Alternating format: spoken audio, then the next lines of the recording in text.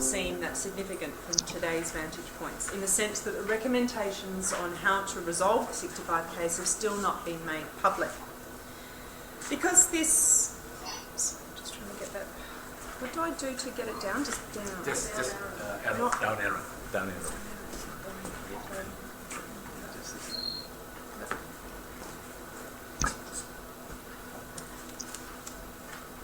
Sorry. You've got it on the slide to show yet. On the slide.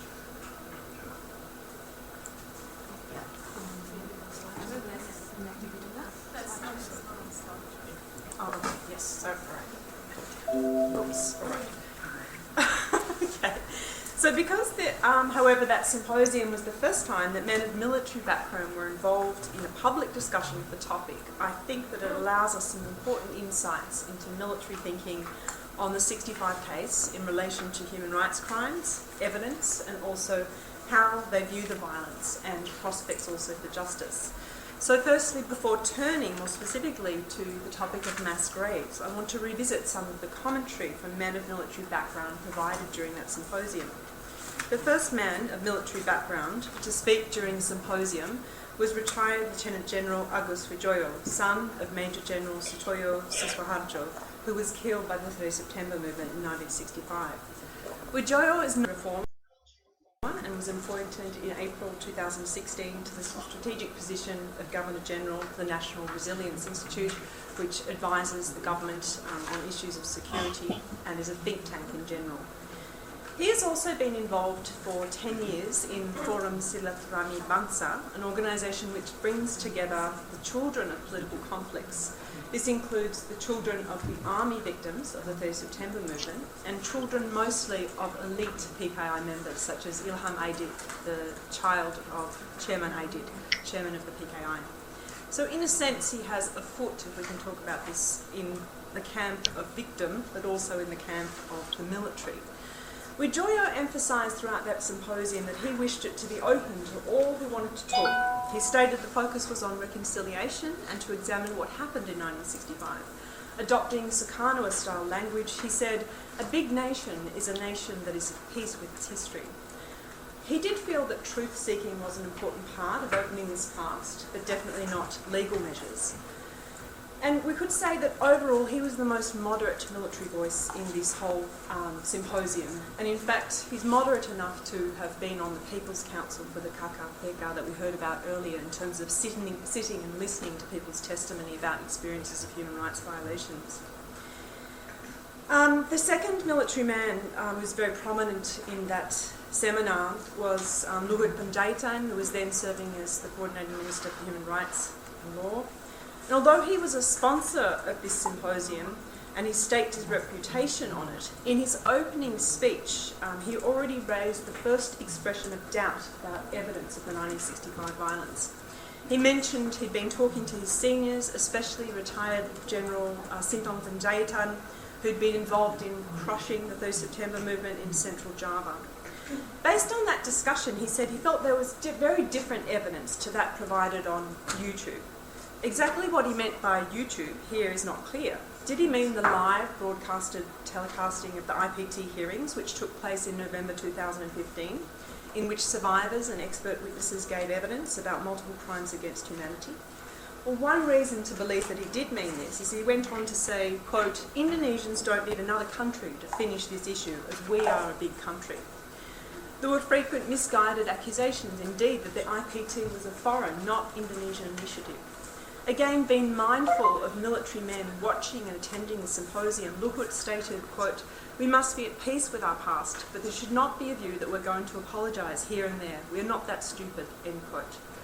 Luhut's welcome speech was followed by several other key speeches, mostly from senior figures representing the military but also religious organisations. And that included a speech by retired Lieutenant General Sintong Panjaitan, who formerly served in the RPKAD, the Army Strategic Command Reserve. Panjaitan claimed that this was in fact the first time he was speaking publicly about the operation, which he called G30S/PKI, which immediately associates the 3rd September movement with the Communist Party, which is controversial. He explained he was involved in crushing the 3rd September movement in Jakarta first, and then in central Java, where Colonel Patamso was killed by the 3rd September movement, and where, in his view, there was a regional takeover. Reflecting on his experience, he stated from his point of view that the PKI had been on the offensive and then turned eventually to the defensive in central Java. He was very sure to state that he was acting under military instructions in the area of Pati, where he was operating, Jepara and Lima as well, to capture anyone in that area who was considered PKI. He was defiant, however, in rebutting claims about the death toll of 1965. Quote, he said, "When they say many people were killed, it's not true at all. How many died at that time?" He claimed in Pati his troops arrested 200 people. One person tried to escape, he was shot, and he died. Quote, "But in all the areas of our PKID operations, there were no killings," end quote. He did admit to training Ansar troops, but sought to deflect blame from the army. So he rose this question: how many people died, and why is there this figure of 500,000 people dead? He went through various estimates of the death toll, and then he stated, "So my question is, if you can prove to me that people here from Jogja, does it seem logical that so many people died? Where are the corpses? So many people died because of the army. So how many people actually died because of the army?" These are my translations. "So according to me, this is a lie," he said. "It's related to our hagadiri, our self-worth as RPKID. I'm quite emotional, so I ask for you to investigate this in this symposium." Now, the most detailed studies of RPKID's role are those of Crouch and Kamen and Jenkins, who emphasise that Central Java was a strong base for the Indonesian Communist Party, and the army instrumentalised and trained civilian groups to kill members of the PKI, trying to keep themselves at a distance, but definitely giving orders. It's not realistic that they would not have comprehended the scale of violence in that area. But as Vanessa said, the testimony of Sinton in his presence as an historical witness trying to give legitimation to this idea, he was there, he would know.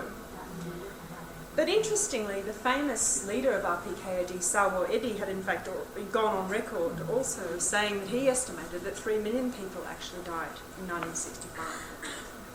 But Panjaitan, as a person given the opportunity to give an opening address in this symposium, was also given this opportunity to sow a seed of doubt about the scale of violence in 1965. Importantly, however, there were opportunities for members of the audience to rebut what he said. The activist Nuralela Lamistuju from SKP Hampalu reacted by stating, "We had data in South Sulawesi, read the numbers. I don't think we need to debate the numbers for that long. The most important thing is, how do we solve this?" Despite her reaction to the debate around numbers, this debate around numbers continued with follow-up statements from Luhut to the media again, casting doubt on the number of people killed. In an interview that he provided to Step Bayeson of Al Jazeera, he stated the number of people killed was very, very low. When asked if he disagreed with the figure of 500,000 dead, he said, "Can you prove it with one massive grave? So there's no evidence at all." Bayeson stated there were graves all over Indonesia, but they'd not been exhumed, and he responded by saying, "Where? You show me." For activists, this was a ridiculous statement, especially given the National Commission of Human Rights had documented mass graves. Further to this, there have been frequent press exposés in recent years about mass graves, such as the 2012 edition of Temple that Leila mentioned before, or coverage also of the Tom Ilias case when he tried to locate the mass grave of his father. So in response to Luhut's professed ignorance about mass graves, the filmmaker Lexi Rambadeta, who made the film Mass Grave in the year 2000 about the Wonosobo grave exhumation, uploaded his film again to YouTube under the title One Mass Grave for Luhut. And in this he included the clippings of Luhut's interview with the media and then juxtaposed that with the exhumation of the grave in his original footage. After this issue came out, Luhut reported a week later that President Jokowi had instructed him, quote, to look for the graves from 65, to verify they existed, end quote.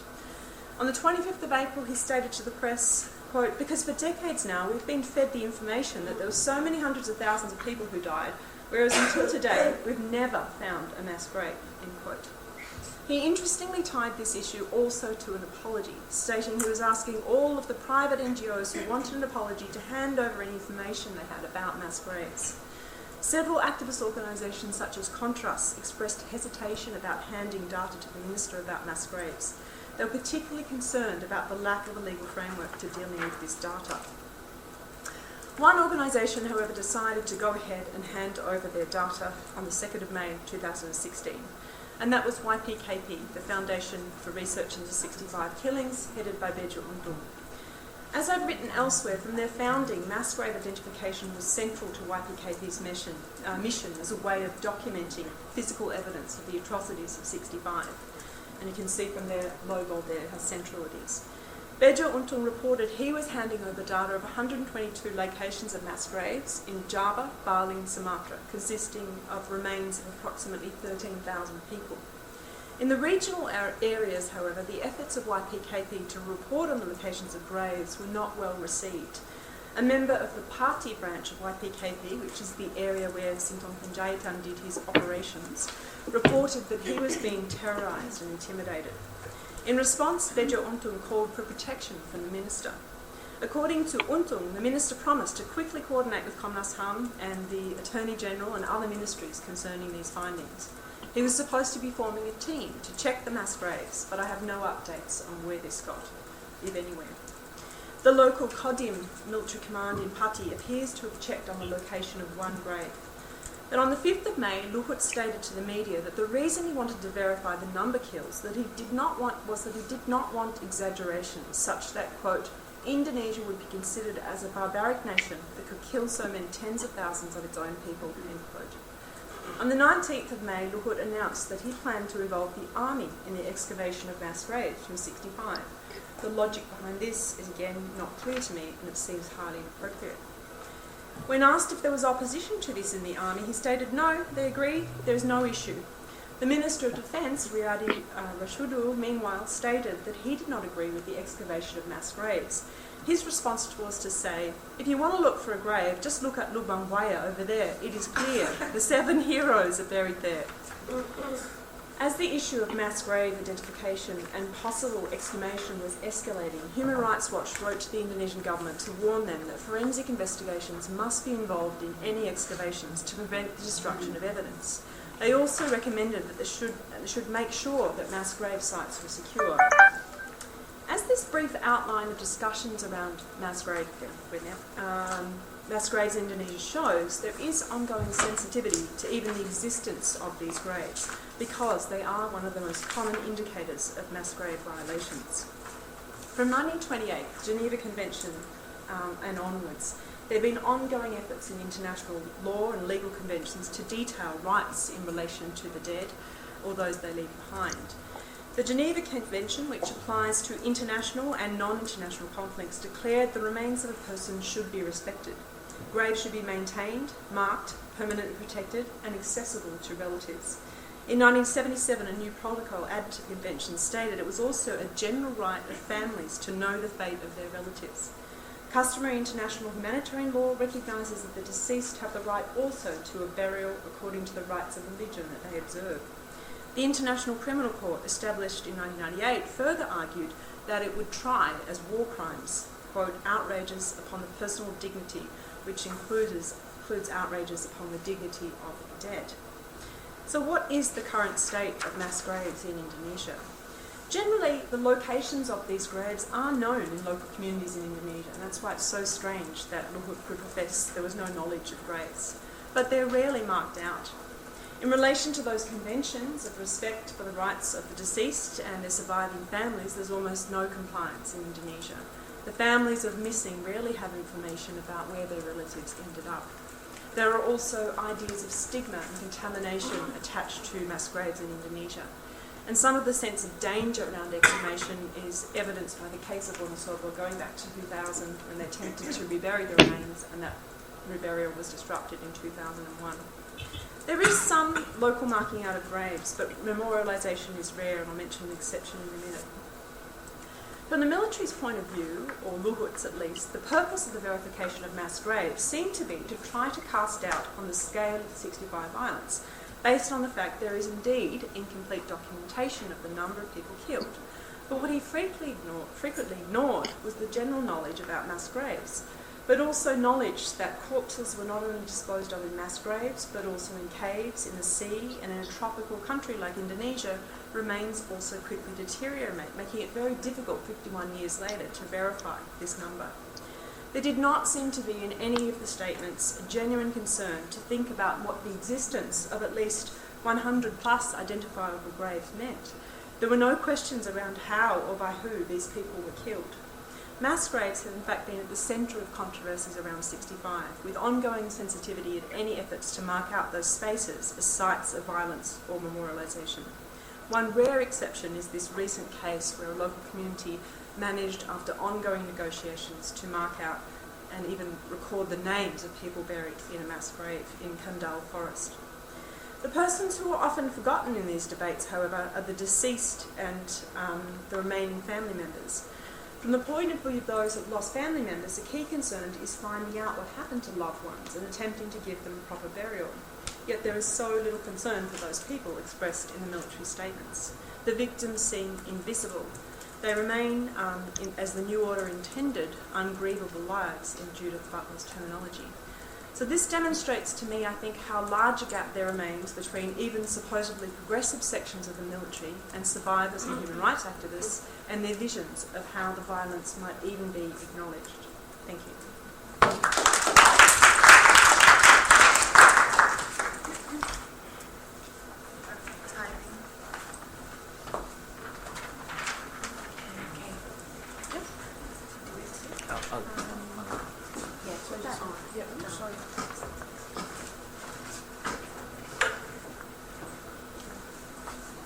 Okay, our next speaker is Ken Setiawan, who is a research fellow here in the Asia Institute. Is that right? Yeah. And Ken's paper today is The Limits of Legalism, Responses of State Bodies to Claims for Justice for the 65 and 66 case.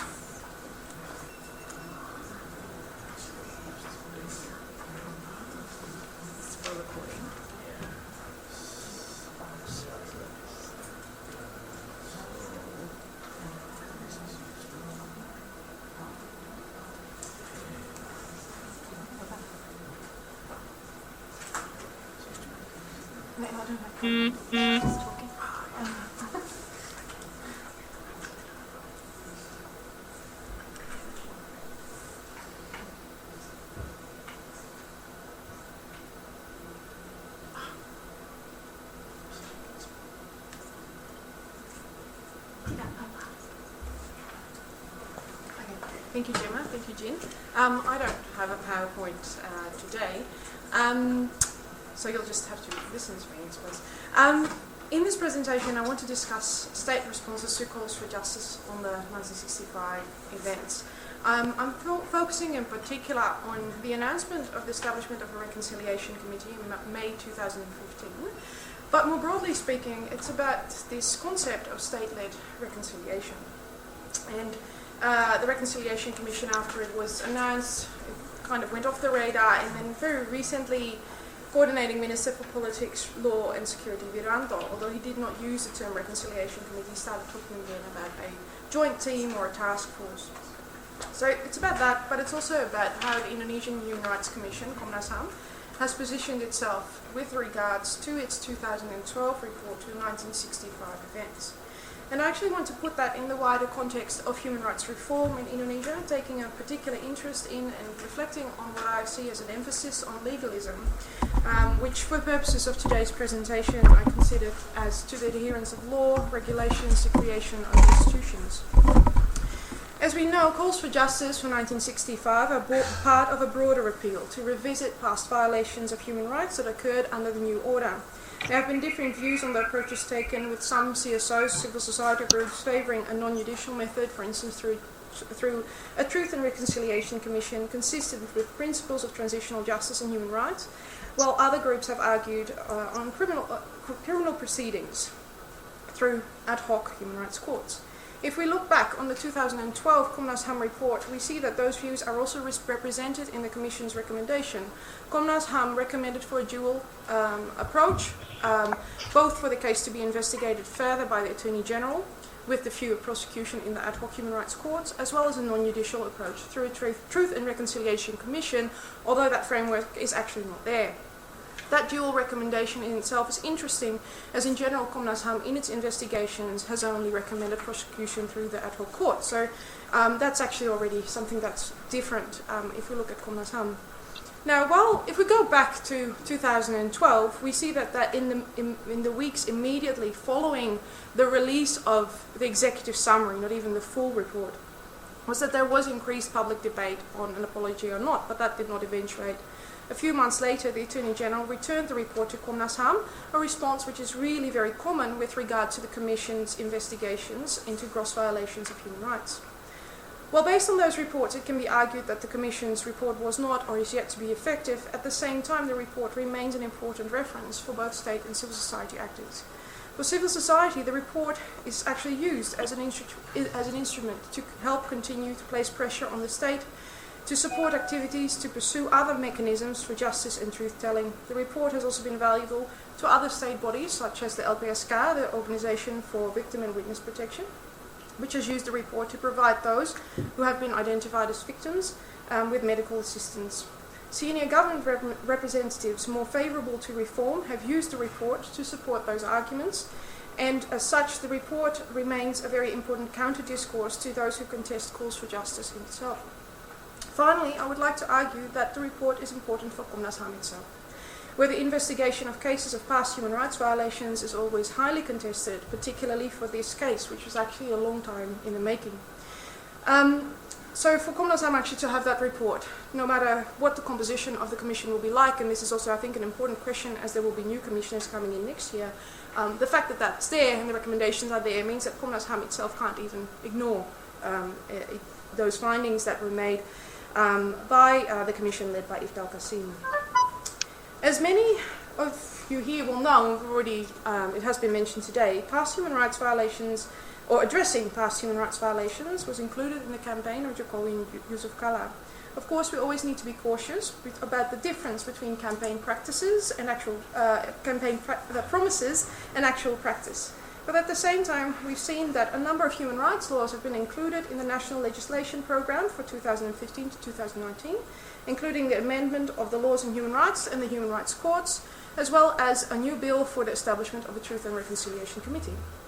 From that perspective, there's certainly the suggestion that cases of past human rights violations would be addressed through the strengthening of existing mechanisms. At the same time, if we look at the National Action Plan on Human Rights, the RANHAM, civil and political rights have only been included minimally.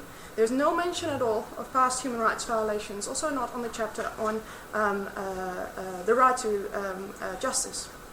So perhaps that already gives something away about the ambivalence within the current administration.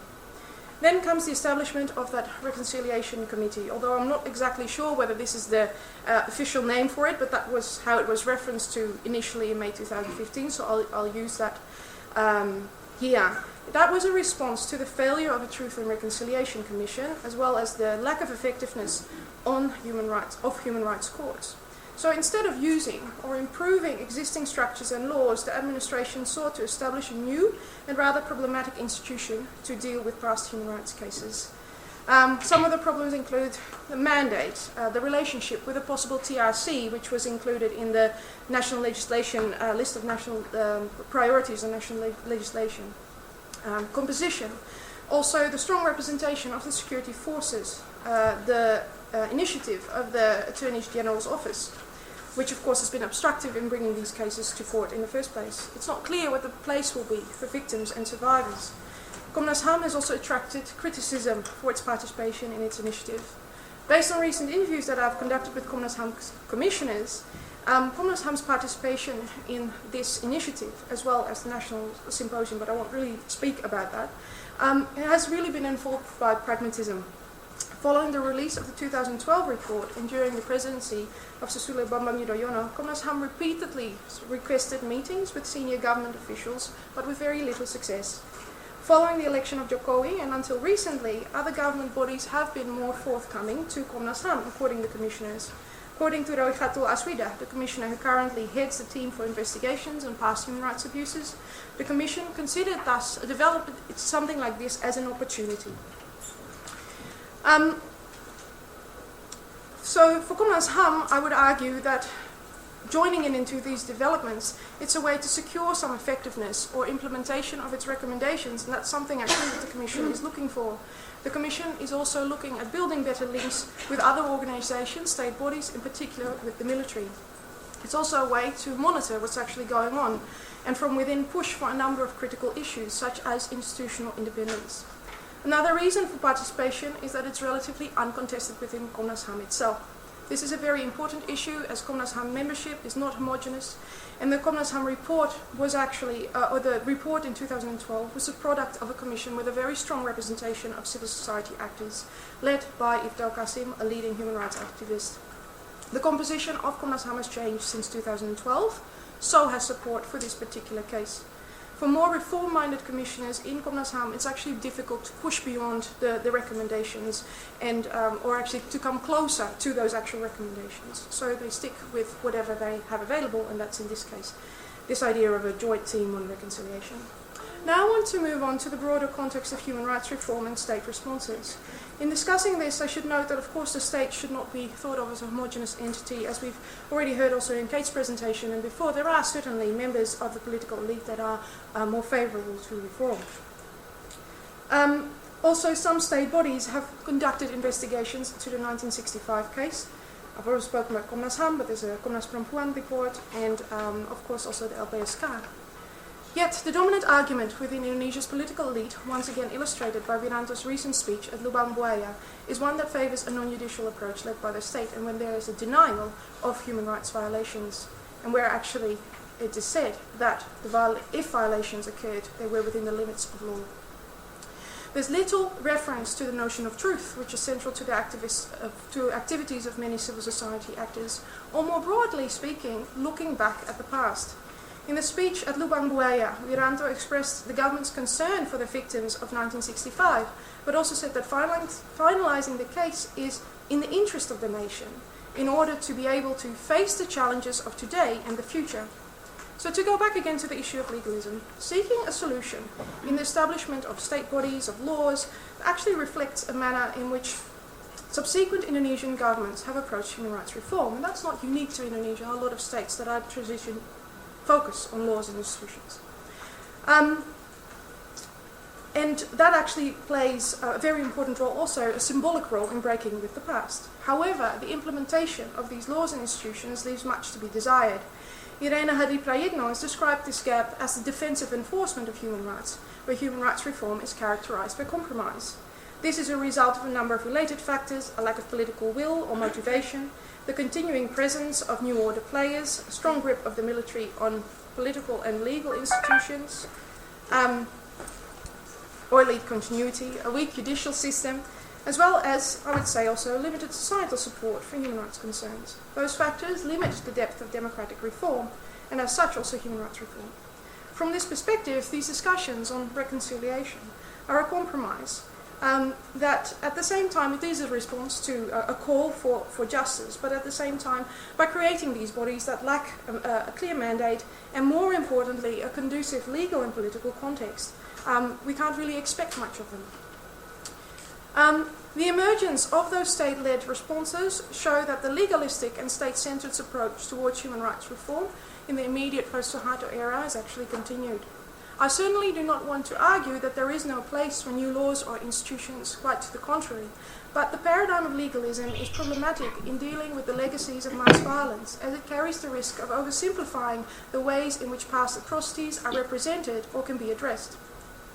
This brings me to wrap up my presentation, the question on how to really conceptualize the issue of transitional justice. Chrisje Brandt's conceptualization is one that I find useful in considering transitional justice as a process that consists out of two elements. First, consisting out of settling accounts after violent conflict or repression, which we can regard as a legal or political approach. Second, she argues that transitional justice also concerns coming to terms with damages that have been inflicted on a society, many, if not most of them, of a non-material nature. In that second aspect, laws and legal institutions cannot really respond to that. As Dodi already mentioned, they are bound by a mandate, often also by time. So that's one aspect of the issue. If we look at that second part of coming to terms with the damages that have been inflicted on a society, then there's actually, there should be a space for history telling, the sharing of memories. Coming to terms with the past is looking towards the future, but a process which can only happen by making sense of past events. And that discussion of the past has been largely absent from dominant state discourses and in the avenues of mechanisms that have been put forward, most notably the establishment of specific committees or task forces or whatever name that they are given, that are aimed at moving on. And that's actually something that we've heard repeatedly from senior government representatives. Those approaches may be politically acceptable, but as part of the paradigm of legalism, they risk ignoring the historical and social dimensions of human rights violations and overlook the complex legacies of mass violence, which are crucial elements in seeking justice for past crimes. Thank you.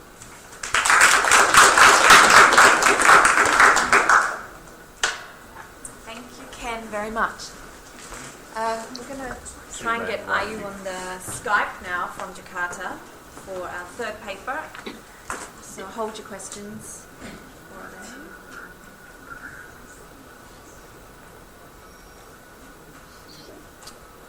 Let's see if she's got dressed.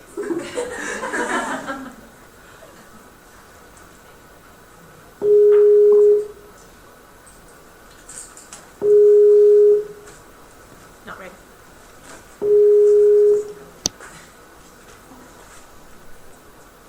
Hello. Hi, Ayu. Hello. Hello. Oh, great. Do you want to put your video on now? So we can see how good you look? Oh, there I am. Hi. Look fabulous. Okay, let me introduce you. And then you can get started. So I'm introducing Ayu, who's in Jakarta currently. Ayu is PhD candidate at the ANU with research on transitional justice and democratization in Indonesia. She teaches at UI and is currently the coordinator of NGO Lembaga Kreativitas Kemanusiaan with Pak Putu LKK, whose works are promoting cultural rights and the empowerment of victims of past abuses. And she is also a member of the IPT 65 team, was a co-coordinator of that tribunal. And so that is going to be what she's talking to us today about in her paper, Democracy at its Best, IPT 65 and Political Chaos Within the Government. Thanks, Ayu. I'll give you a 5-minute warning. How? Hello everyone. I'm really happy to be among you today. I'm hoping that my presentation will give more insights and we will discuss more on that and hopefully that we can come up with some more constructive, not solution, like constructive discussions on how we're going forward with the 65. So I'm going to talk a bit about the post-IPT 65, the International People's Tribunals on 65, and how it then created a bit of chaos in the government, but not to be pessimistic on that. For me, it's also a sign that democracy works in Indonesia, and that in a way that we might hope for a more promising steps to be taken in the future. So the idea of having an International People's Tribunal for the 65 mass violence was to support the existing initiatives to address and settle the case. In particular, it was to support the Komnas HAM's inquiry that found the case as crimes against humanity. We all know that the inquiry didn't get to do any work. The Attorney General insisted that the report cannot be proceeded into investigation for what they said as lacking of evidence. I think just recently talk limits of legalism, and this is exactly the case of where we are now in Indonesia on 65. So because of this limits, the situation that's still ongoing until today. We had this idea for having an international tribunal on 65. The IPT 65 has 7 objectives. One of it that I will mainly discuss here is the objective number contribute to the creation of political climate in Indonesia where human rights are recognized and respected, in particular to follow up on the recommendation of the Commission report, the Komnas HAM report. So, to contribute to the creation of political climate in Indonesia, a political climate that acknowledges the past wrong and build more confidence for the government to settle the case. The political climate that created by both civil society and the state elements. Political climate that enables each and every one of us to learn something from our dark past and ensuring that those past will never happen again today and in our future generation. So how did IPT 65 contribute to the creation of such political climate? For elements of civil society, particularly the human rights groups including the victims' communities, IPT 65 set the moral standard for prosecution of past human rights abuses on the scale of 65 massive violence. It used the international standard for human rights prosecution, including the Rome Statutes and Genocide Convention. The judges themselves comprises of prominent figures in the area of international human rights. The leader, Zak Yaqub, was himself part of the anti-apartheid movement of Nelson Mandela. He is now the constitutional judge in South Africa. There is also Mirel Fanon, Six Linderman, who was also the special rapporteur in the UN, Helen Jarvis, and some other public figures within which we know that they have a very good track record on human rights. And most of them also are familiar with Indonesia and the 1965 events. So, after 8 months of the tribunals, the judges eventually announced the findings and found that crimes against humanity and genocide took place in Indonesia, following the killings of 7 army generals against communists and its sympathizers, and the Sukarnois as well. It includes the findings of the complicity of other countries, the US, the UK, and Australia. This is something in addition to what the Komnas HAM was found. Other also the exiles in other countries. So the IPT 65 and its findings were internationally exposed and acknowledged, and it gave confidence for many elements in universities, human rights organizations, victims organizations, artists, and youth activists who publicly discuss and openly discuss the 65 and at the same time demanding for state to take action to respond to that, addressing the case and bring justice, especially for victims. Various events were held, including Belok Kiri Festival, screenings of Guru Tanah Air Beta and the Loop of Silence, cultural events, discussions on IPT 65, and so on and so forth. Indeed, when the public got more exposed and engaged with the issues, of course the anti-communist elements in society also reacted opposing them. Not only showing disagreement, but also intimidating and committing violence in some degrees. Many of the victims' meetings were forcefully dismissed by local mass groups and authorities, including the one that Ibu Katmi previously mentioned, in Yogyakarta, in Padang, in many other places. Many of the lots of banners, as was also mentioned by Ibu Katmi, on the revival of neo-communists, whippings of currency symbols, and illegal confiscations of books related to communism, 65, and the left as a general term. It is at this point, when the opposing groups became violent, the IPT 65 often got the blame for what is often called waking up the dead tiger. But of course, membangunkan macan tidur. But of course, we need to be critical of those accusations. It's not only it will only what you call that memecah belah the what is in English? Yeah, memecah belah the gerakan or the movement that we have been establishing to ensure accountability and justice for the victims in Indonesia, but also because I see this also, I prefer to see this as a situation where the government, which is currently led by Joko Widodo,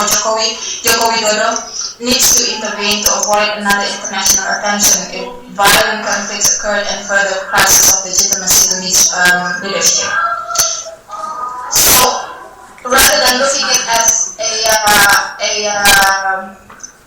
an unfortunate effects of the IPT 65, I would rather see it as an opportunity for us to consolidate it and very constructive in deciding what to do next.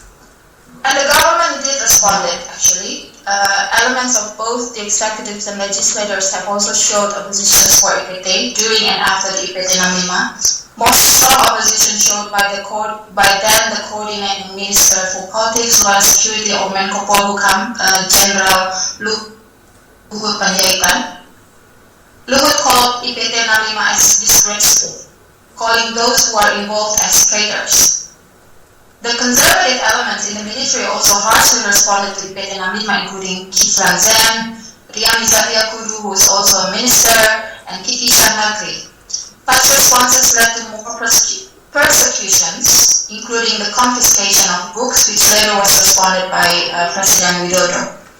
In the meantime, some elements from universities in Jakarta, UNJ, UI, and Atmajaya, among others, drafted a concept note for a scholarly symposium on 65. Later, Agus Wijoyo, former general who is also a son of one of the generals killed in 1st of October 1965, wanted to change the symposium drafted to a symposium that can meet both the anti-communist and the human rights narrative, or the victor's narrative and the victim's narratives. He wanted a reconciliation, for whatever it means, similar to what he and some others engineered within FSAB, Forum Solidaritas Anak Bangsa. This is a form of reconciliation, the symposium that he imagined. And of course, the forum is to close the book on the 65 in the country. Agus got green light by the book, and the government financed the symposium. Most of the scholars involved withdrew. This includes Ibu Karlina Laksono, because it's no longer in the format of scholarly symposium that they drafted earlier. It has then included elements of the military and those who have been involved in constructing the propaganda of G30 PKI. No elements of victims was involved initially, or was going to be involved, nor the human rights activists. Agus and the team met with members of President's Advisory Council, or Watim Press, hosted by Siddhartha Doni Tubroto. When the IPT 65 team met with Siddhartha to lobby him about the findings of IPT. It was then he mentioned about the symposium plan and invited IPT 65 team to be involved in the organizing committee. Eventually, some individuals agreed, but not on behalf of IPT 65, with one motivation: ensuring that the symposium will not close the door for settling the 65 case. It was also these individuals who convinced the organizing committees to invite victims and live stream the symposium so that it can be watched throughout the country. So live streaming matters. It mattered for the IPT65 because it was also widely live streamed with most of the viewers, 80% of the viewers were from Indonesia, but also the second most was from Australia, and then the US, the Europe, and China, surprisingly. Live stream also mattered to the symposium. The response of the symposium was overwhelming. Victims and human rights activists alike, especially those involved in the symposium, felt a new breeze of hope for government willingness to solve the case, both judicially and non-judicially. Of course, such hope is rare and precious, as the word of Pak Putut this morning. The recommendations seem promising as well, acknowledging that the state involved in committing the mass violence, a recommendation for Presidential Committee for Truth and Reconciliation, and reparation for victims. But in the recommendation document, it opened with an acknowledgement that the violence took place because PKI wanted to do makar or subversion. The symposium also created a chaos within the elite, especially within the military. Luhut had to face furious seniors in the army for allowing critical voice in the symposium. Luhut had to challenge the civil society to prove the mass killings by providing information on mass graves. YPKP65, a victims organizations, responded to the challenge and met Luhut in around April. YPKP shared a list, not the full documentation, of mass graves they documented, and requested the minister to work with Komnas HAM for exhumation. But nothing has happened after the meeting. In the meeting, also, Luhut admitted that he and Agus Wijoyo had to face critics, harsh critics from the other elements in the army. He also explicitly said that the settlement for 65 will stop at his ministry. It will not go any further to the president. So, the old conservative generals in the army, of course, they couldn't just stand there watching a piece of winning for the victims, even though it was only a fake hope. With the support from the hardliners in mass organizations such as Pemuda Pancasila, they too organized a symposium. Minister Luhut, facing strong pressure from the generals, eventually also funded the symposium. Scholars and public figures who have been widely known as supporting the narrative of G13 PKI were invited, including Taufik Ismail and Iwan Gardono from UI. The output was just as expected, that the mass killings were justified because the country was in clear and present danger. In August, Menko Polhukam claimed that the recommendation has submitted to the President on the settlement of past human rights abuses. This refers to the 65. In the letter responding to YPKP's request to meet the new Minister Wiranto, the ministry said that the settlement will be non-judicial without clearly mentioning any particular mechanisms. It only highlighting that all the settlement will be win-win solution. It will not be about revenge. Everyone's forgiving each other, and so on and so forth. Recently, during the ceremony of Hari Kesaktian Pancasila in Lubang Buaya, Wiranto again re-emphasized this recommendation, highlighting again that PKI has done makar and that the country was in a clear and present danger situation which justified the killings of the communists. So where is Jokowi in this brouhaha? Of course, he is in the State House, but one thing to be sure that he's very careful with the 65 issues. He does have commitment to settle case of past human rights abuses, but it's as a package of the 7 cases reported by the Komnas HAM. That includes 65, Tanjung Priok, and 6 other, plus one on Watsir Wamena in Papua.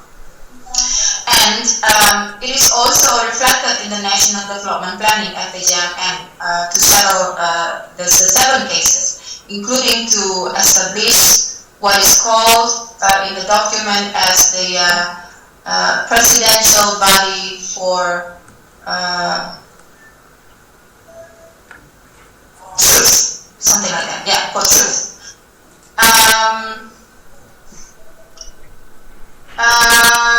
So he did express that he wanted to meet victims through the speak person Johan Budi, but no further step has been taken so far. But recently, looks like, well, it was some people predicted that he was going to say something about apology on the 17th of August, 17 Agustus, but it didn't happen. But I learned that there are some controversies with the text that he was about to read on that occasion, because the text was provided by the Menko Polhukam. But anyway, recently he gathered legal experts because he had this plan to reform the legal reformasi hukum in Indonesia. So we are still left in wonder whether this is a new strategy for him to include the judicial solution for the past human rights abuses, including 65, because in some meetings with some authorities within Jokowi's circle, the settlement of cases of past human rights abuses will also be included in the reformasi hukum that he's now trying to develop. So, in a way, what I want to conclude is that, IPT 65, other than the controversies, it actually contributed something to ensuring the political climate that, convincing the government, the state to solve these issues on the 65 and at least bring justice for the victims. Even though we can see that there are elements within the government, especially the military, which opposing any kinds of contestation of discourse on G30 and any kinds of human rights narratives on the 65, we can see that the state is not monolithical. There are still some elements who understand things in their own ways, but also, created some kind of chaos. But that is actually to respond what is happening in the civil society, in the society. And that is the main contribution of IPT 65, to make it, an important issues to be responded by the government. So within this climate of democracy, we question and we problematize things, or we criticize things that we thought it's not what we think about, what we want to achieve within the democracy. And this is when I think such political chaos is also lead to something, and it's really depend on us on how to discuss further what we are going to, our steps and our strategies to ensure justice for the 65 is achieved, especially for the victims. So thank you. Thank you very much, Ayu. Okay, perfect timing. Do you two ladies want to come up front, and I will put the camera on them. Okay, can I take some questions in a bunch?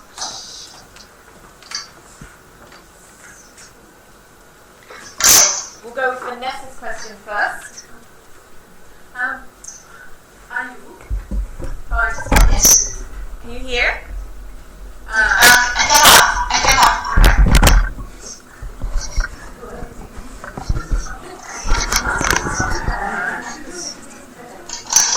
We've lost your picture, Ayu, your video. Okay. I thought you don't need my face anymore. There you are. Oh, hi, are you? It's Vanessa here. I just wanted to ask you, you talk about this moment of this political chaos in the government at the moment. I just wonder whether this political chaos is a limited moment. It's an opening, but is it an opening that's not only for the people who want a positive resolution to 1965, but that it's also a political chaos that can be taken advantage of by forces that don't want this question resolved. And if the political moment is limited, then what are the sort of the beginning point and the end point of this limited political moment, if you like? If you can, a political chaos, if you want to, if you could talk a bit more about this political chaos, the extent to which it's possible for people to exploit this as an opening. Okay, I did. Do I respond straight away or? Yeah, go ahead. Okay, was that Vanessa? Yeah. Ah, okay. I recognize from the voice. So I don't know if I get it clearly because in the middle of your question I kind of like lost it. But I think you were questioning of what I meant about political chaos. Yeah, and she wanted to ask about how you were saying that political chaos can create opportunities for good outcomes, but can it also create opportunities for negative ones? Okay, so when I mention about political chaos, I'm referring to the political dynamics within the elites. It is a chaos in a way that it produces disagreements and harsh disagreements, also oppositions, and it shows us that, for me, it shows that the chaos shows that the government is not monolithical, and that the chaos shows also a potential for a crisis of legitimacy for the ruling elite, especially for the military in this 65 case. So again, because I'm doing my PhD on transitional justice in democratization in Indonesia. My thesis tried to prove that transitional justice was actually adopted and implemented and chosen because there's a sense of crisis of legitimacy within the government, in the ruling elite. So in a way, that's why such potential for crisis of legitimacy then could be potentially lead to some kind of adoption for any transitional justice measures in Indonesia, because the 65 discourse is just even getting more stronger and getting more and more supporters nowadays in Indonesia since last year. And it is a political issues within the constituencies for these political elites. So this is something that they also need to respond. So this is also to challenge. I'm sorry, the kids are playing. Okay.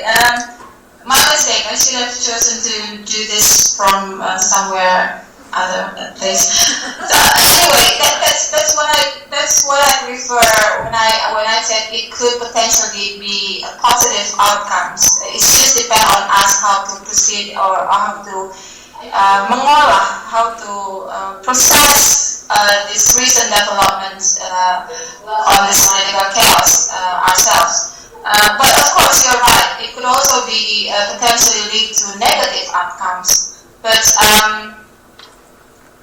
that's the thing about democracy that I like, because there is always a way for, you can call me an optimist, but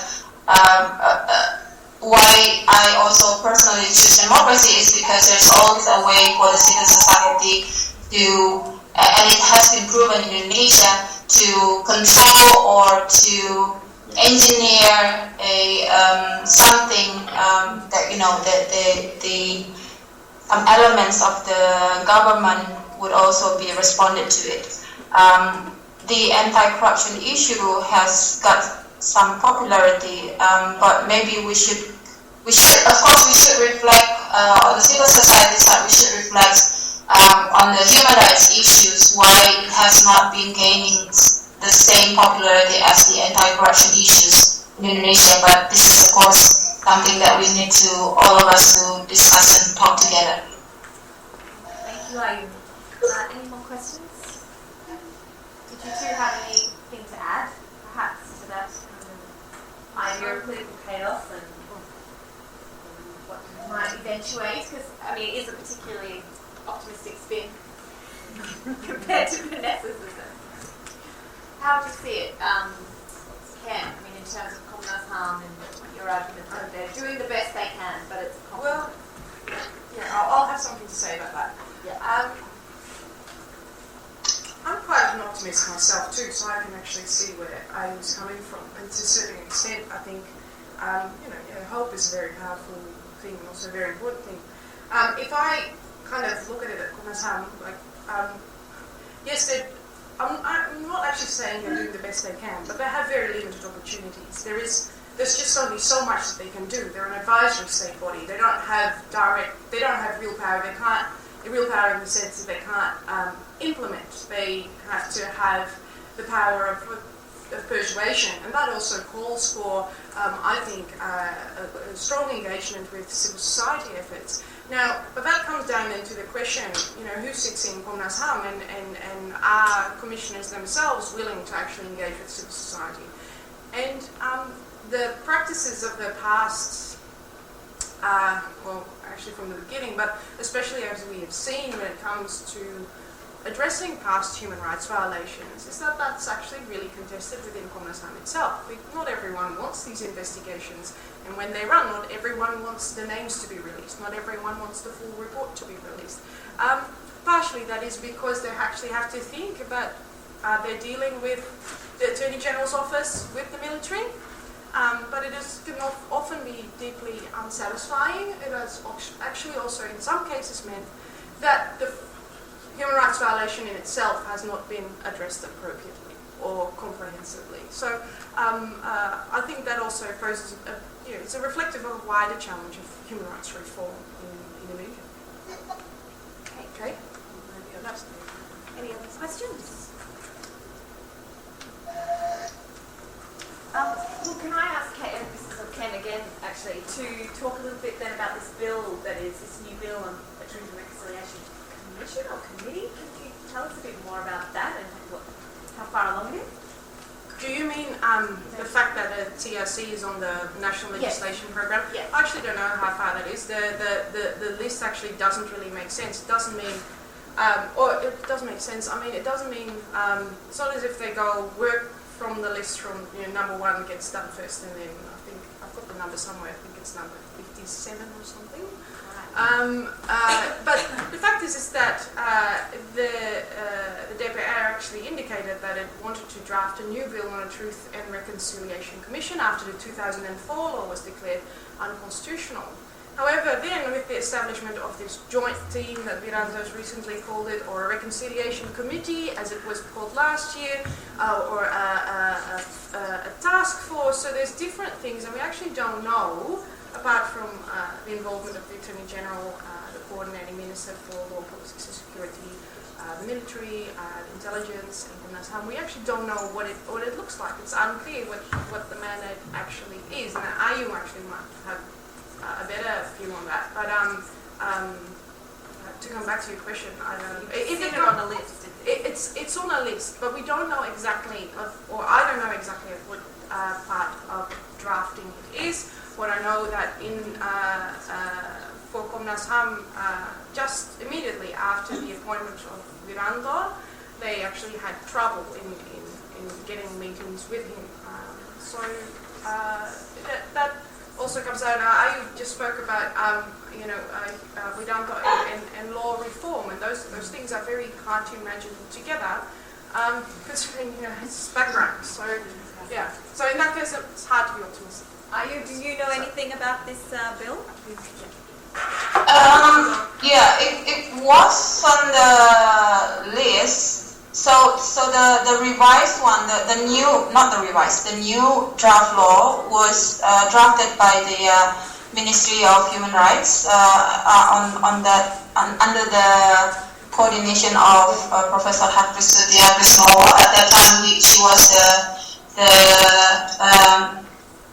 Director General of that directorate, and I think EU funded it, so that's why they had to finish. But the last time I knew that the draft bill went to the Menko Polhukam, and there's nothing happened from there. But obviously for this year, it's not on the list of legislation in DPR. Also last year, we don't know next year, but it's there for the 5 years list of the national legislation, but we just don't know when they're going to start discussing it. So that's why people thought that doing some truth-seeking from or whatever it's called from this draft bill is going to take a long time. But also because the DPR members don't really have any intention or urgency, sense of urgency to discuss that. That's why people propose, some civil society propose, like a KPK, for example, instead to do it from the president or the executive sides. And the fact that it's already in FHMN, in the National Development Planning, the similar committee, which refers as Dewan Pengungkapan Kebenaran dan Rekonsiliasi, something under the president. So it's with the impress with the instruksi president rather than law. So that's the one that we are trying to push now. Of course, we're not talking about reconciliations or anything, but we wanted that particular body to do 3 things.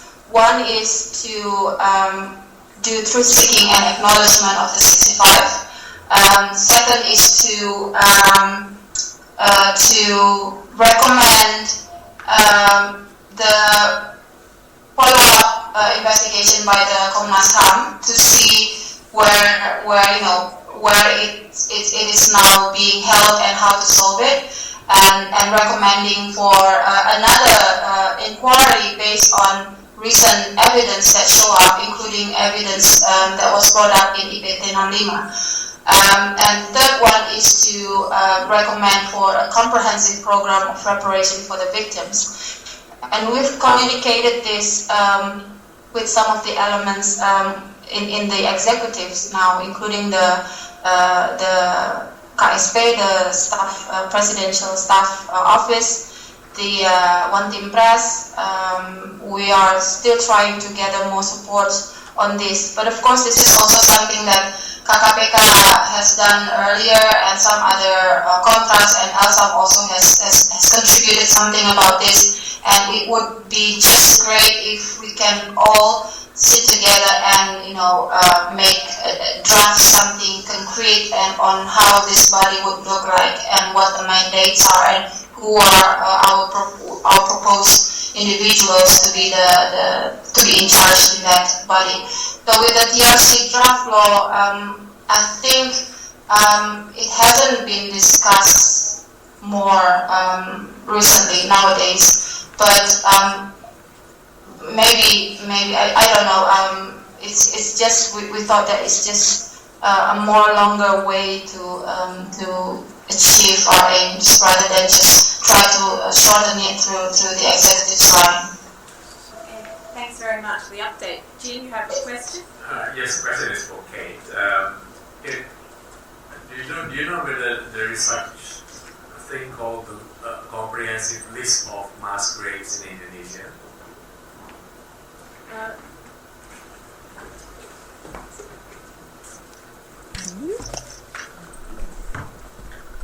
don't really know the answer to that. Anyone else can jump in if they do know. Obviously, YPKP from the very beginning were documenting mass graves. They were founded even before the fall of the regime. I think 1996 they were already doing mass grave identification.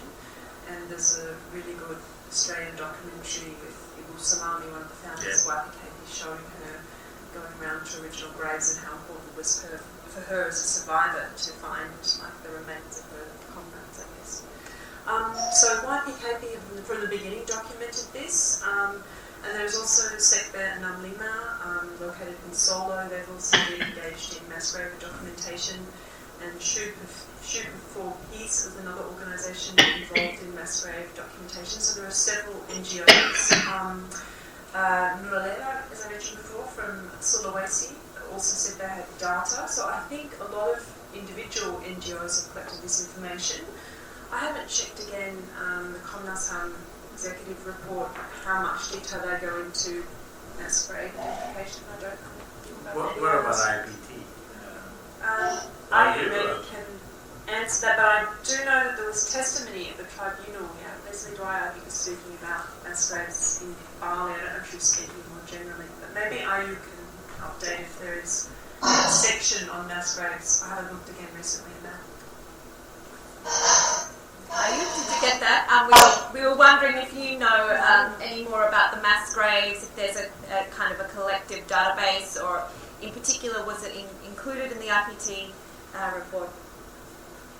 It was, so the documentations by YPKP was one of the evidence given during the sessions in tribunals. That's also one of the reference for the judge to come to their conclusion.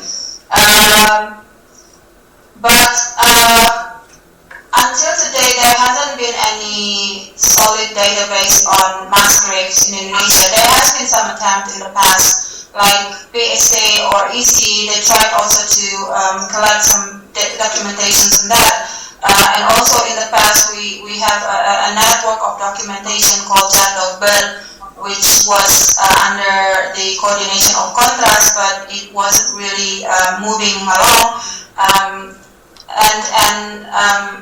because of the response, YPKP responding the challenge from Luhut at that time this year, so we then met a few times with some of them who claim to have some kind of documentations on the mass graves to make a database on that with the Uridoc system. And Hari Wibowo, who is also designing the database system in Komnas HAM previously in the past, he's leading the process to do the database. So, but we haven't really moved along with more progress on that. Well, it's a simple reason, because we need more people to commit doing that, because it takes a lot of efforts to do it, and not many people actually have full commitment to do that. But it's more technical and practical issues, but there are some initiatives, not only within Namlima, but also other civil societies that has that documentation, but it's not yet solid or consolidated yet. Okay. Roro has a comment?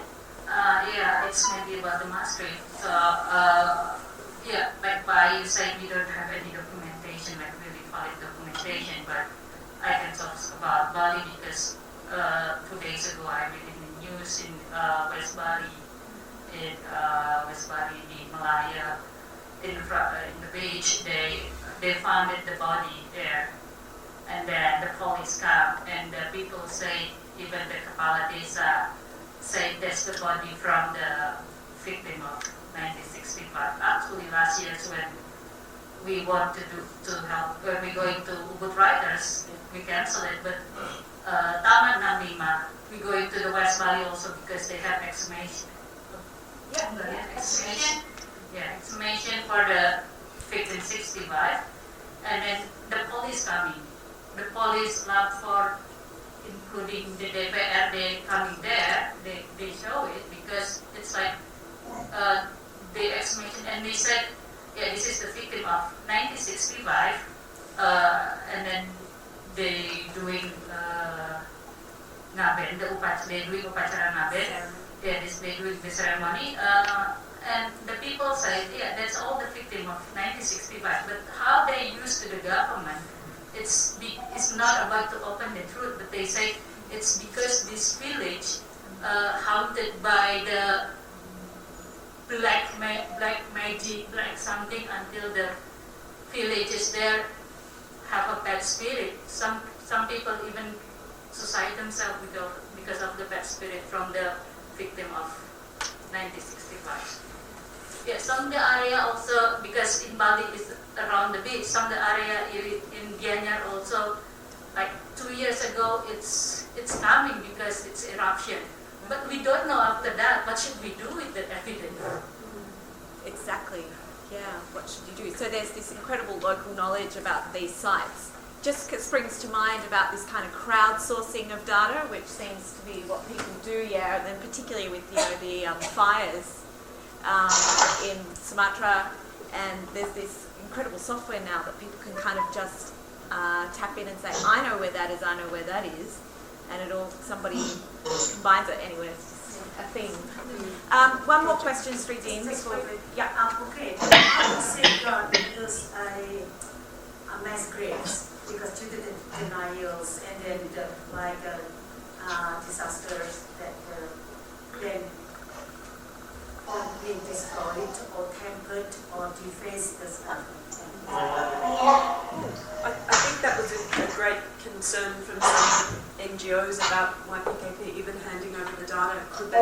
Could it be trusted to disclose the locations to the military? I mean, the basis on which they were asking those questions was really just to show us that there really is evidence of this. So there was a lot of doubt, and there are very specific protocols around how you can process evidence from mass graves. So really specific protocols around how evidence must be preserved. How can you preserve it? Sorry. So what was that this week? How can you say? Confident. Oh no, I would be worried about. I mean, I think that there are rumours that there was more surveillance of mass graves, and as I said, that case of Pati, where Sintong Panjaitan, interestingly, had his operations, was speaking in the symposium, and there was a disclosure there was a mass grave there. Obviously, that was a rebuttal of his sense that nobody died from RPKND in that area. So I think that there could be a real danger before there is any legal process or through which the evidence can be processed if the graves, if people just go to the graves and start to do anything. If they want to take legal measures to process the evidence, or it has to be done properly according to international protocols. So how can they be protected? I'm not sure that communities have to watch out. But again, there's a lot of suspicion around these locations and fear even of associating too closely. How do you know about the grave? Maybe you knew something about 65. I'm not sure. It's very, very complex. I don't know if Roro wants to say anything more about this. I'm not sure if she could hear us actually. Roro, did you hear that? I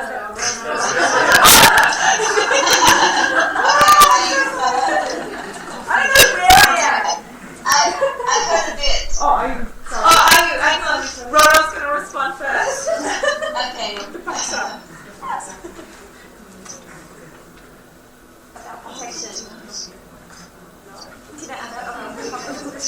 Okay, have you got any other comments to make about the protection of the mass graves, any of that before we finish up? Yeah, so part of our efforts to do the database is also that we are drafting for a kind of like SOP, standard of procedure for examination. And we've communicated this with Komnas HAM once. Basically, because in 2000 there was also this mass grave in Wonosobo, right? If you know the documentary Mass Grave by Lexi, where Komnas HAM was also involved there. But we learned that they actually don't have any standard of procedure of doing that. So in a way, it's not good. And like I think I heard Kate was also mentioning about the proposed for the legal evidence of the remains. It could also not be protected, right? Even though the local values of the people there wanted to rebury the bones and all the remains for in ritual, but and actually that's what happened in Wonosobo. So they reburied them, and we lost the evidence for our legal purpose. So yes, we drafted the SOP, and we communicated with Komnas HAM, hoping that Komnas HAM will lead all the process of examination, because it is not the concern of the Ministry of Coordinating Ministry of Politics, Legal Law and Security, Menko Polhukam, doing this. We've also approached the Directorate General of Culture, Kebudayaan, Hilma Farid, once, to, if possible, because there is a regulation saying that the sites after 50 years, it could be considered as memorial sites or cultural sites. So the 65, the mass graves, is apparently more than 50 years now. So we are thinking, if possible, there's a kind of like mechanisms. Maybe the Ministry of Education under the Director General of Culture can also do something, or at least work with the Kemen Polhukam together, because they have the archaeologists, right? The archaeologists should come from the Dirjen Kebudayaan, so at least they can also push for something, and of course Komnas HAM should be leading the whole process. But again, it seems like Komnas HAM is divided on the issues on the 65 or any kinds of past human rights abuses, so we can't really, sorry to say, but at this point, I don't think we can really rely on heavily on Komnas HAM, or heavily or lightly. And of course, now that they are finishing their term, and already 7 figures are selected to be the members of selection committee for the new Komnas HAM commissioners, then we can't really expect much in a short future. But maybe after the new commissioners have been elected, then we can talk more about the examinations, mass graves, and everything else. Okay, I do think we need to wind up, but I thought there was one question from earlier that we wanted to ask Ayu, which was about the UN process. So if in a short you could just let us know where that's at post IPT. Yeah. Okay, so it's also part of one of the objectives of the IPT 65 is to bring these issues, the proceedings or the conclusions also into the UN, and making sure that the UN is responding or do something about that. So for now, we're planning to do 2 things. One of it we've already done. Nur Shabani is leading that. One is writing the report for UPR, the session of UPR just now. It was submitted around 1 week or 2 weeks ago. We're hoping that it will be followed up from there. And the second one that we are now trying to discuss is the possibility to invite the special rapporteur on past human rights abuses, past human rights violence, transitional justice, public grief, to come to Indonesia. We knew that he actually initially planned a visit agenda in Sri Lanka and Indonesia this year, but according to an information from the Foreign Affairs Minister, that the ministry didn't get support from the other stakeholders within the government to support inviting Pablo to come to Indonesia. So KKPK Kontras also has wrote to Pablo to invite him. So there are already some keinginan, some wishes from the civil society to invite him to come. So I think if he can come, and now me and some people are writing a report for him about the failure of the state to address and settle the 65 cases. and this is the most significant historical event in the nation that we need to face and settle for our future democracy in Indonesia. So we are still in a very early stage of drafting that report on the failure. But of course, we need more support from civil society and from the elements of the state to support us to invite Pablo to come.